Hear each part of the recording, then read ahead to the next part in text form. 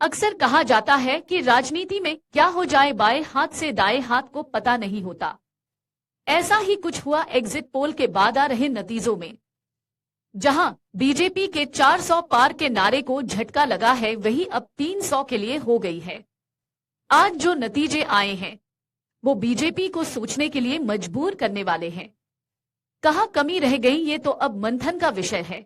लेकिन जिन राज्यों के बल पर बीजेपी नेता हुंकार भर रहे थे, उनमें से सबसे भरोसे वाले राज्यों ने ही उसका साथ नहीं दिया। एक दो नहीं, कुल 4 बड़े राज्यों से बीजेपी को कतई इस नतीजे की आहट नहीं थी। चुनाव से पहले जनता कब किस करवट बैठेगी, इसका केवल अनुमान लगाया जा सकता है। हकीकत का सामना तो रिजल्ट के दिन ही होता है। बीजेपी में अब लंबे समय तक नतीजे को लेकर मंथन का दौर चलेगा। वजह भी सामने आएंगी, लेकिन नतीजे बता रहे हैं कि बीजेपी को देश के सबसे बड़े राज्य उत्तर प्रदेश का साथ नहीं मिला। इसके अलावा राजस्थान और महाराष्ट्र ने भी बीजेपी को झटका दिया है। बीजेपी को सबसे ज्यादा बेहतरीन परिणाम की उम्मीद पश्चिम बंगाल से थी, लेकिन एक बार फिर ममता बनर्जी बीजेपी पर भारी पड़ी हैं।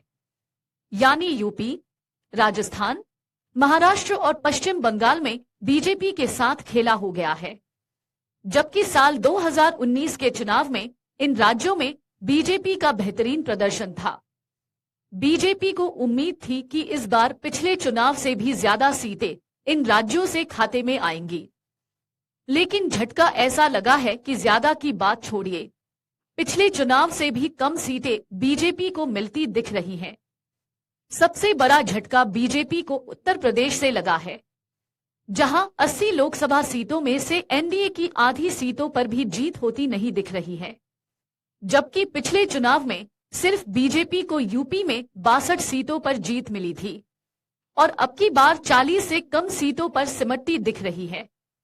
इस तरह यूपी में बीजेपी को कम से कम 25 सीटों का नुकसान हुआ है। अगर आप ये वीडियो YouTube पर देख रहे हैं तो हमारे चैनल को सब्सक्राइब करें और बेल आइकन को दबाना ना भूलें। अगर आप Facebook पर ये वीडियो देख रहे हैं तो हमारे पेज को लाइक करें।